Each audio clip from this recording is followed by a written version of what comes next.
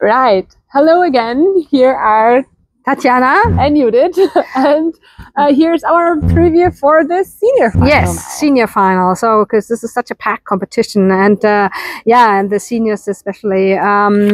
We'll start with the pairs as we do in the juniors. And unfortunately, Diana Stelze-Dudek and Maxime Deschamps had to withdraw because he was sick. It's very unfortunate. I really think they will be really missing here. And it's just the top team of the last years who's not here. Nevertheless, I think it's going to be a very exciting competition with also a lot of, all of these teams have a shot for the podium. Maybe the substitutes are maybe the weakest team here, according to the results this season.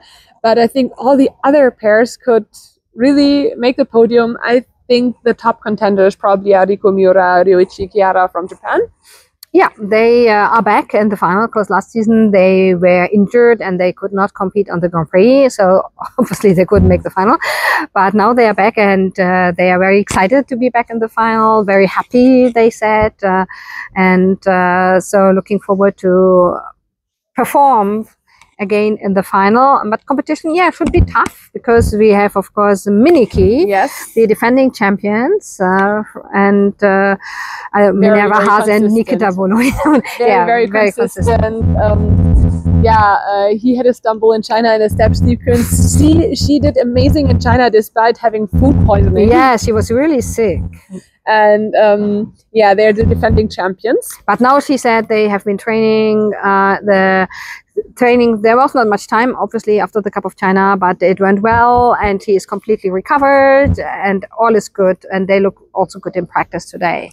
And I think Zara Conti and Nicolo Maggi are Grand Prix final skaters. They have been doing very well the last 2 years. Yeah, they were third in the first final and second in the. So of course now they hope to become first. Exactly, especially after winning their very first Grand Prix gold medal. Yes, and they beat Minerva and Nikita in China, and they also beat the Japanese team at Lombardia Trophy. And they have especially a very strong short program. They love it themselves, and you can really tell that. The Carmen, yes, definitely strong contenders. Also, Anastasia Metelkina, Luca Berolava, they fought back, only 4th in Skate America, winning NHK trophy. Beating the Japanese team on home turf. Yes. Yeah. Because they had 2 brilliant performances, because they are also very strong, technically very strong, and they also have I think they have a fun, entertaining short program too, with aerobic style. So yeah, also a very strong team. So these 4 teams are probably our top contenders here. They will fight for the medals. They're, of course, first time in the final, and Ellie Kam and Danny O'Shea. Yes, they had a very strong short programs also yet this season. They haven't really delivered a very good, in Skate America they were Skate America decent, was good, yeah. But I think if they could somehow show 2 good performances, 2 very strong performances, they could also be in the mix. The judges are on their side. I think they scored 73 in the short, so they have all the possibilities. And then Rebecca Girardi and Filippo Ambrosini are the substitutes. They had 2 bronze medals. They have very good programs, struggled with the jumps. Maybe they can improve here. Yeah. Then we have the women. And we have Amber Glenn versus Japan. Yes, it's like Amber, guest of Japanese national, she said. Yes. So we have Kaori Sakamoto as the top qualifier with 2 victories, especially because she skated brilliantly at NHK Trophy. In Skate Canada and also at the Lombardia Trophy earlier this season, she struggled a bit, but showed her full potential at NHK Trophy. Oh yeah, she was great, yeah. And Amber Glenn as well with 2 victories. Especially, I was so impressed by her free skate in China, because the 2 previous competitions she had very strong shorts. And in China, there was the situation with the 5 women all being kind of tied after the short, and she showed that she really has her nerves under control, and she delivered and won the Cup of China with a new personal best. And so I think I think if Cora is clean, she's going to win. But if she does a little mistake, I think Amber is there and could even grab the gold. Yeah, and Amber, it was amazing because she said in the that it was actually good for her that there was not a big advantage in the points. So it's better if you have the feel to attack than the feeling you have to defend something. So yeah, and she said she's been also training has been going very well, and we saw a beautiful triple axel today in the practice and the run through. I think Monichiba is maybe the third contender here. She was very solid on both of her Grand Prix. She had scores with which she would have won most of the other events, but she was kind of in the two strongest fields at NHK and in China, where she took 2 silver medals.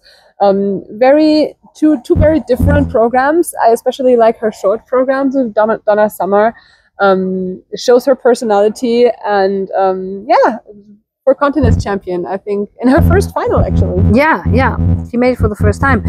Whereas Wakabe Higuchi comes back to the final, and she was 7 years ago. She was in the final. She was like a young up-and-coming Japanese girl, and she was also a world silver medalist in 2018. And then, unfortunately, she had injury problems, and but now she is really making her way back to the top and qualified by winning Skate America, which was her very first Grand Prix gold medal. Yes. And Rino Matsuike, kind of a surprise for me personally that she made the final, but she had especially 2 very strong free programs at the Grand Prix, and very soft, lyrical skater, very good skating skills, and also she has quite a high scoring potential. And Hana Yoshida at her 3rd Grand Prix final in a row. Last year she won the bronze. Yes. And she also has a triple axel. And the year before she was in junior. Yes, she was in junior before. Yeah. So that are our contenders for the women. Yes. And then we have the ice dance. Oh yeah, the ice dance will be also unpredictable event. Yeah, usually you wouldn't think so, but the ice dance this season been crazy. Yeah, because all of the top teams, they lost one of their Grand Prix unexpectedly because of mistakes and because of falls, basically. They all fell. They all fell, yeah. And so that's why Lila Fear and Louis Gibson topped the Grand Prix rankings. They were the only team with 2 victories on the series. They beat first Madison Chuck Evan Bates at Skate America, and then at Finlandia Trophy Piper Gillis and Paul Poirier. Yes, I mean, they also had their fall, but they had the fall in practice. So, yeah, she had a bad fall in Finland. Yeah. Yeah, so they come in at the top contenders, and I think I think if everything goes to plan, probably they're still the 4th or maybe even 5th team, but they are there. They're very consistent. And they said, yeah, they want to win. They want to move up. So. And they will be right there if anyone makes a little mistake. Also, they competed last weekend at their nationals. They've been competing a lot again. Yeah, they did that marathon already before. But they have the routine, and maybe that makes a difference, and maybe not that many mistakes because They're very of that. Well trained, yeah, and under all circumstances. Yeah, and Madison Chuck and Evan Bates, they have the best score yet of this season, which they scored at NHK Trophy, where they had 2 very strong performances. And I think still they are the favorites here. Yeah, and they said they made a few minor adjustments again to their program. They changed the footwork and they also made a few little changes to the music in the rhythm dance again. So, but then they feel very confident about these changes.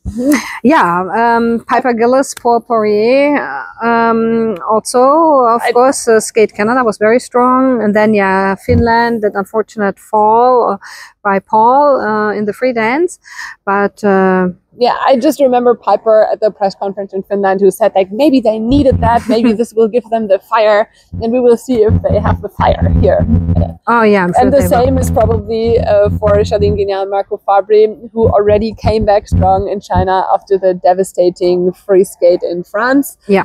So they also have the fire, I think. Yes, and then want to prove themselves. Marjorie Lajoie, Zachary Laga are back in the final, and they're very happy about it too, because they said it's quite stressful. It was quite stressful in China because they knew they couldn't make a mistake, because they knew it happened. Others made mistakes, and then because they were Christina Carrera, Anthony Panomarenko were right there waiting for their chance too. Exactly.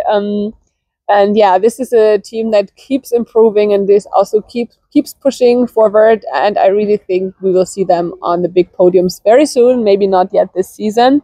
And then, of course, in France, a great chance for Evgenia Loparavagi, Jeffrey Bissot, who kind of benefited from Marco and Charlene's mistake. Otherwise, we would have seen Christine and Anthony here, but it's great for the French public, of course, that the French team qualified, and they made another change. Oh, they changed the rhythm bands again, so we will have again all these Russians. Yes. And then the men we also had a withdrawal, unfortunately. Adam Xiaohim-Fa, who re-injured his ankle, but still, so for him the replacement was Mikhail Shaidorov, and great chance for me. Yeah, great chance, because Mikhail really so closely missed out to qualify directly. He almost won the Cup of China. He won the free skating, but not overall. And so that was Shun Sato who won there, and Shun Sato is here, of course, as well. Yeah. So the men, I mean, of course, we have Ilya Malinin is like the big favorite. He was he competed the first two Grand Prix, and then he kind of went into hiding. So we don't know what he cooked. But he will prepare for us at home. We don't know. We never know with Ilya. And then, of course, we have Yuma Kagiyama, who is the big challenger. With his performance that he showed at NHK Trophy, he, I think, has the potential to attack. Yeah, he will also, because he has collected so many silver medals over his career, so that he is hungry for gold. He wants to win. I remember he said, I think in Finland, that every competition he enters, he wants to win, and this is no exception. Yeah, then of course Kevin Amos at home. It was so exciting for him to be at home. Yeah, he was so excited that he made it for the final, and now he just says he wants to enjoy it and he wants to put on a great show for all his family and friends. He knows everybody in this rink. This is the very rink where he started to skate, where he did his first steps on the ice, right on this practice rink where we are now, because this is the press center is built on the practice rink. Very great story. Very happy for him.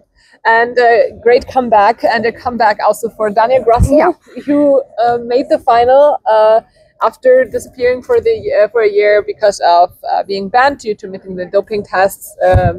Missed doping tests, and he's back and he made it right away to the final. And Daniel was a little bit unfortunate in both of his previous Grand Prix finals. When he qualified in juniors, he had a broken boot. Yeah, and then he was sick. He was sick 2 years ago, so I think he will want to attack this year and will be hopefully all healthy and prepared. Yeah, so and then Shun Sato, as we said, and Mikhail Shaidorov, who wants to, of course, impress again with his triple axel quad toe. Yeah, so that was it. That's our preview for the Grand Prix as well. Tell us whom you're excited to see, who are you rooting for, who do you think will win, and let's have an exciting week here in Grenoble. Bye-bye.